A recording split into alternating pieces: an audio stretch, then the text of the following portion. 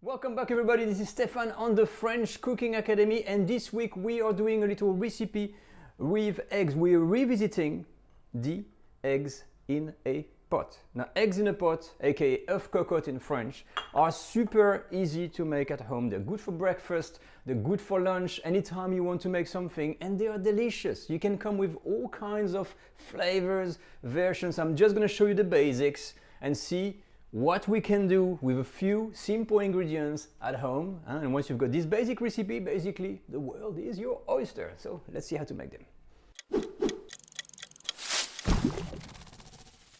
Now, if you've been following the channel for some time, you'll know that one of my favorite things is really those things that are minimum effort and maximum pleasure. And these eggs in a pot, called in French oeuf cocotte, they're really part of this. They're super easy to make, they're fast, and you can really get creative and you get some great result the first time around. So what do you need to make those? It's very easy. You're gonna need ramequins, a small one that can contain an egg or two maximum.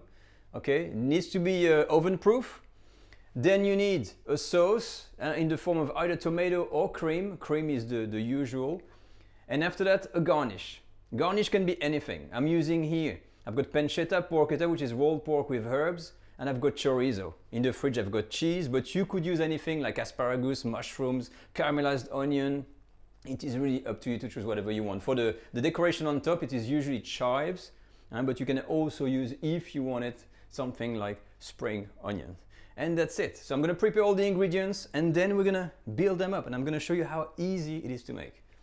Okay, we are all set, and welcome to my little egg workshop. So as you would imagine, you start with the ramequins, and in French cooking it always starts with a little bit of butter. So I've melted some butter, and what I'm going to do here is just coat my ramequin with a little coating of butter.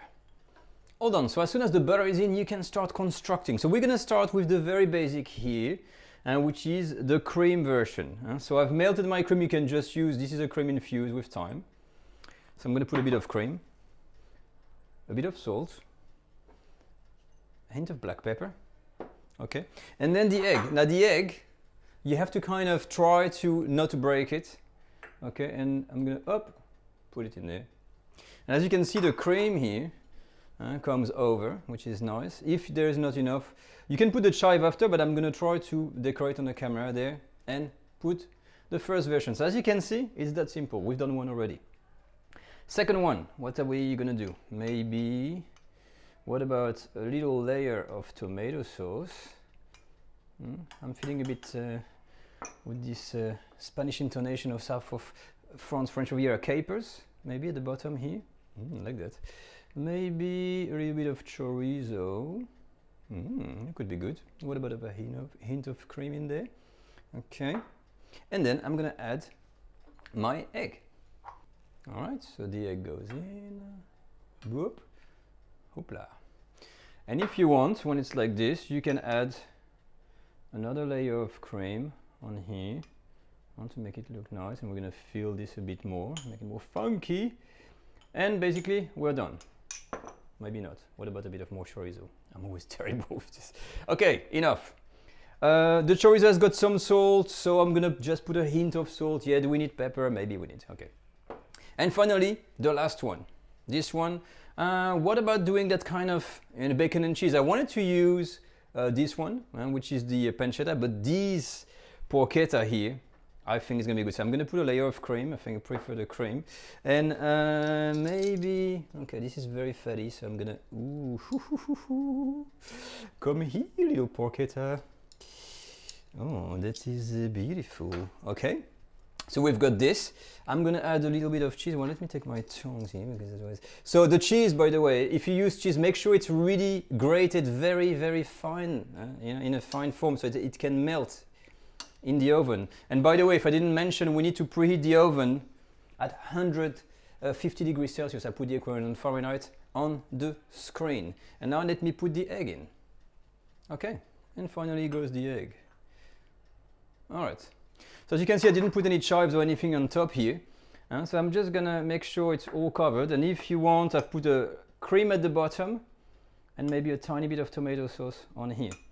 Same thing, seasoning, a little bit of salt and pepper. Avoid putting it on the eggs, it could burn the egg, and that's it. Okay, so before I put the eggs in the oven, I wanted to add that the traditional method of cooking these is with a bain-marie, which is a a hot water bath. So you got that bath of water and you plunge these like a creme caramel. But that's a lot of work for not much. You can also cook them dry. And this is what I'm going to do now, and to make it really, really simple. It just takes a bit more time. So baking tray, I've got the ramequins in here and in the oven.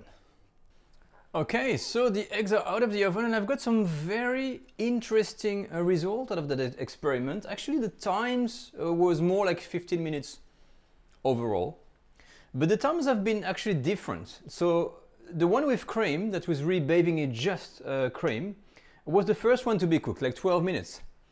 And as you can see, it's like, it's really actually cooked in there. See the egg?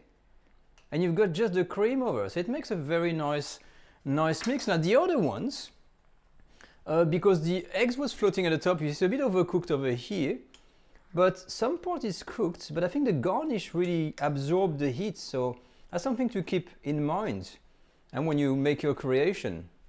But very interesting indeed, and I've added a little bit of chives, and this is the other one as well, also with tomato sauce, and this one is much more creamy, yeah? And the egg was cooked differently, so when you finish off, you can add, if you want, a little bit of chive. Okay, and a little decoration. So let's try to open them one by one. Okay, so I've decided to keep the cream one for the picture, because I always need one for the good one for the picture. And let's try to dissect this one. So I don't even remember. This one was the one with capers, so they render some juice in there, and after a bit of bread there. Maybe lacks a little bit of salt. It's interesting to see how the egg is. So if you want to see the egg, how the egg is cooked, this is the egg. So you got a part of it is the egg, and that you can surely kind of, you see, it's not totally cooked, and use this little bread, for instance, for breakfast. This one is the one with the cheese. I put some cheese on there. Yeah, I forgot I had the one with the cheese. So I've got my piece of bread here. But let's first see how this is cooked. This is much more, it's a little bit watery there.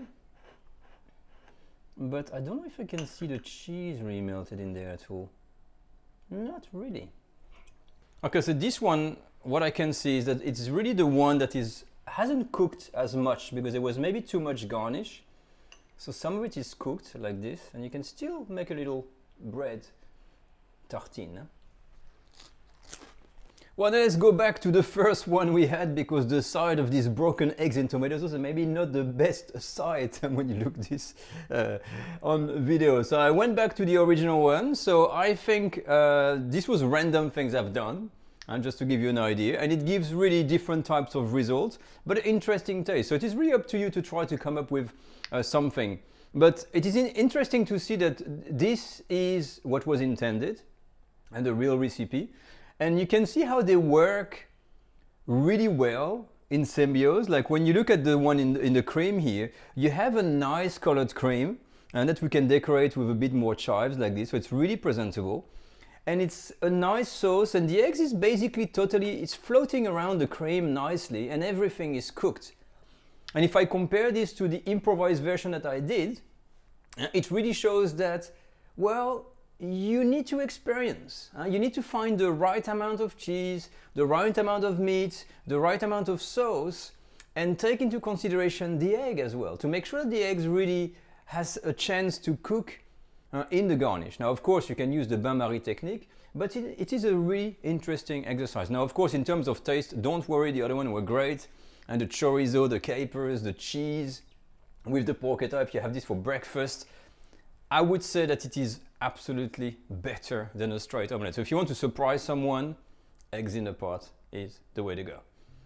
But that completes our short video of the week. I really want to revive these eggs in a pot, and like I said, it is all about you, what you like, and the ingredients you want to come up with, and it is really worth experimenting, and it makes it fun. An omelette sometimes is just an omelette, but these things really Honestly, they're really good. So, if you have any question about the eggs in a pot, if you're looking for inspiration for more ingredients to use, just drop me a comment in the comment section. Reach out to me on Instagram, Facebook, and if you want as always, you can become a patron on my Patreon page. And don't forget, our online culinary school is open with our first course. Get started with French cooking. As for me, I'll leave you with this picture and I'll see you all next week for a little bit more complex of a recipe next time. See you all, bye-bye.